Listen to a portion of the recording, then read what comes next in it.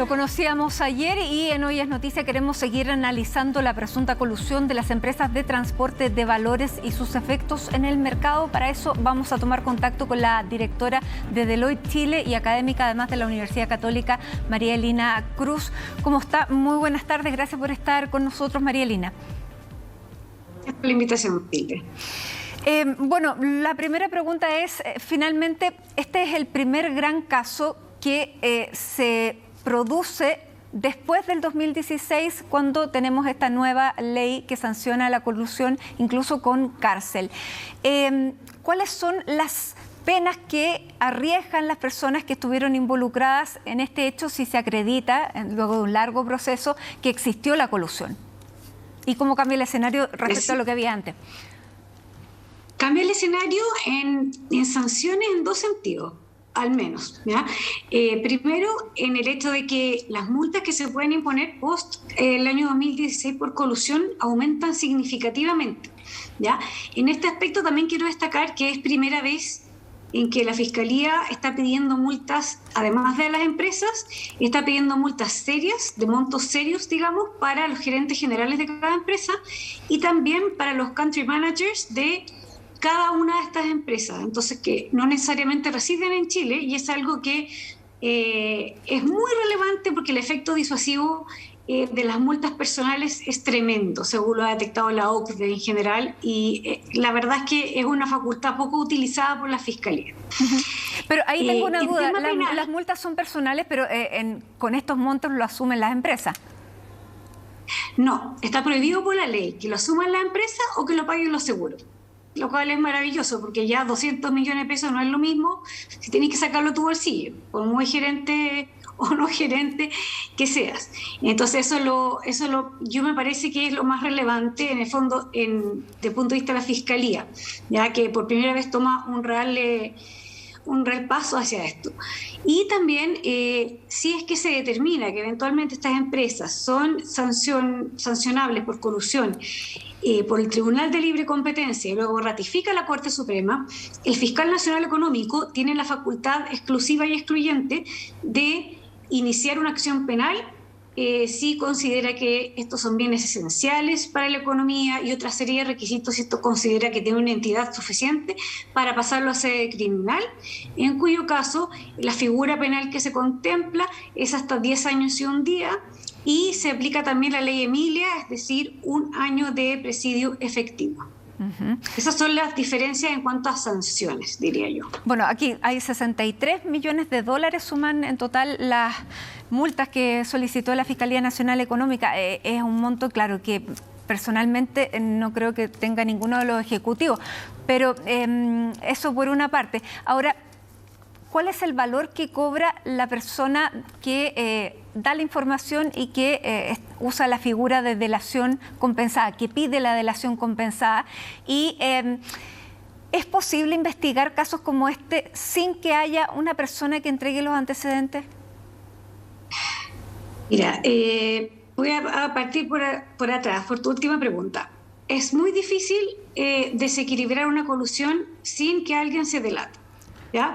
Las colusiones tradicionalmente duran 10, 20 años y la forma de que tuvo el derecho internacional, básicamente, a través de la teoría de juegos, de desequilibrar este acuerdo que hay entre 2 o 3 personas, equipos que están actuando de una forma coludida, es introducir este elemento de desconfianza, que es la delación compensada. Y eso significa que el que se acusa primero se queda sin pena, pero el que se acusa primero solamente, no el que se acusa segundo o tercero, entonces genera una desconfianza entre competidores. Y ahí entonces cuando entra a jugar la delación compensada como el único mecanismo realmente que se ha demostrado eficiente para desmantelar las colusiones. Ya recordemos el caso CMPC, bueno, y todos los casos que hemos tenido en Chile, excepto por el caso Pollos, han sido todos con delación compensada.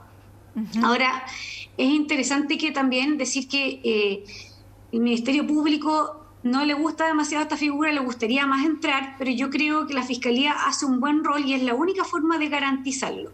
Como un ejemplo, el año 2010 entra en vigencia esta ley de delación compensada clemencia que le dicen en España, por ejemplo. El día que entra en vigencia ya hay 25 abogados alojando afuera de la Comisión Nacional de la Competencia, como se llamaba en ese momento, para delatar a sus clientes primero. Entonces pasaron de tener un caso al año a 25 en un día, y así se incrementa exponencialmente.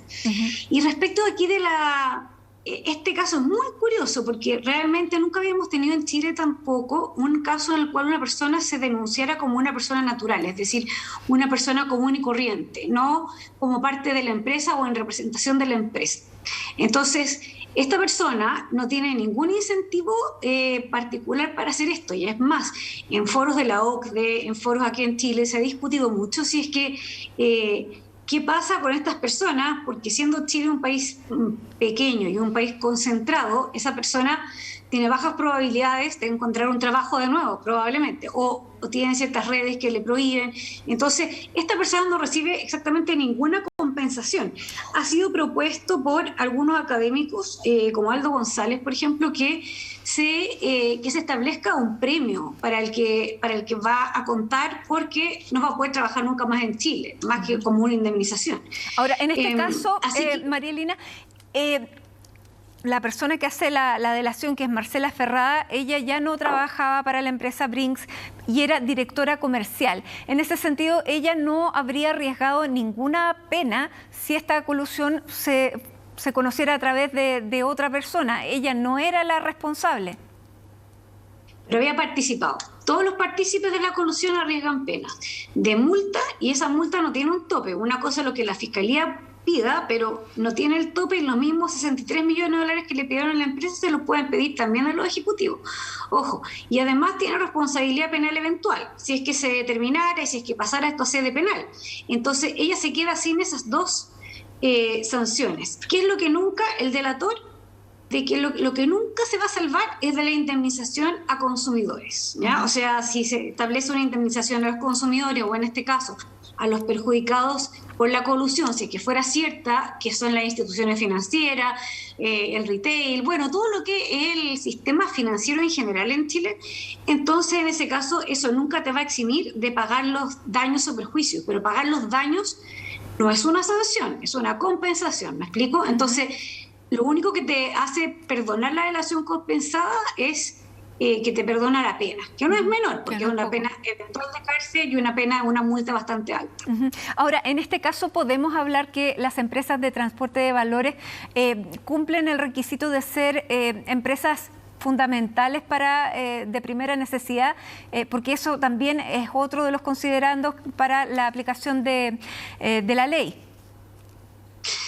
Yo creo que ahí, en el fondo, es un poco arbitrario, ¿ya? Y es una definición arbitraria, es una definición que va más al fiscal nacional económico del momento.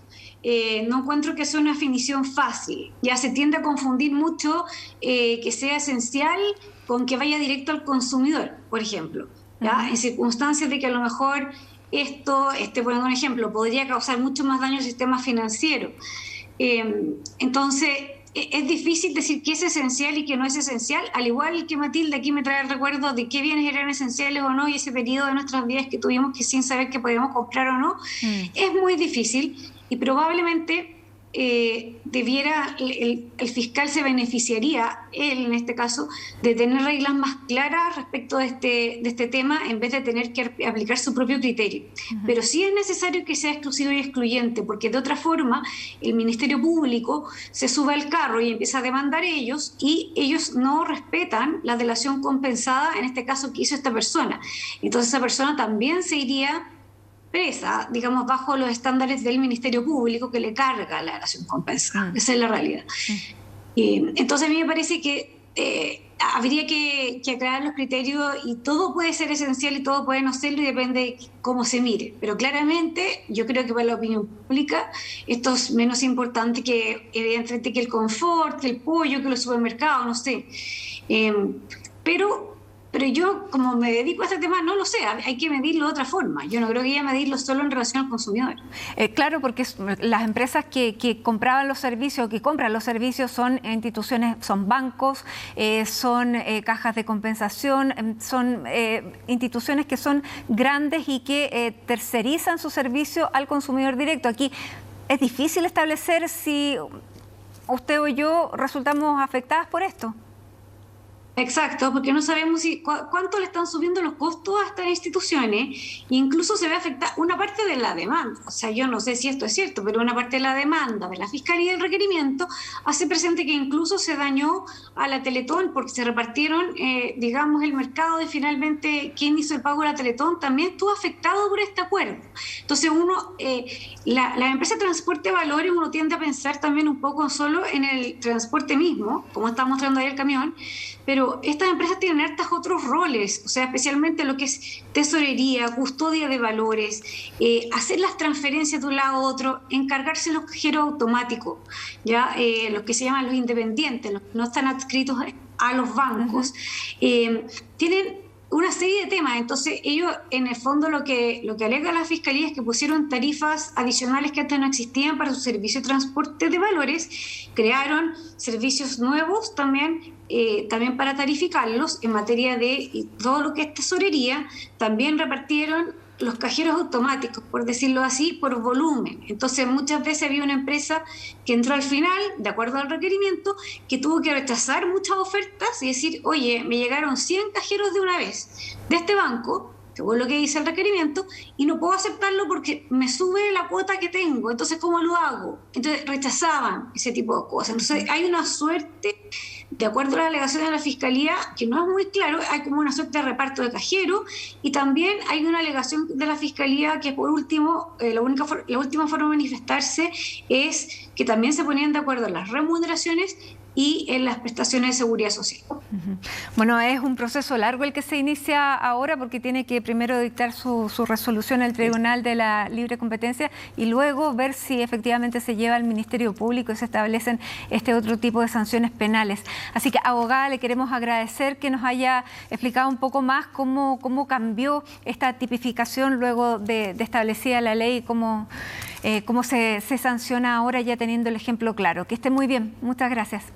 Muchas gracias a ustedes.